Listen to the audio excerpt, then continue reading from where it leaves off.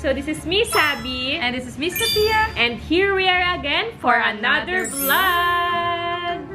Ayan, may vlog na agad tayo. Siyempre, kasi gustong-gusto nyo yun, diba? Daily vlog. Daily vlog, 3 days ago nga yung last vlog. So ngayon guys, si Sophia nag-aya mag-vlog and di ko alam kung ano yung iba vlog namin. Siyempre, exciting na vlog to para sa akin. Kasi para sa akin to eh. Ako yung pabor sa vlog na to. Look, magpo-prank ka naman. Hindi to prank. Pero, basta.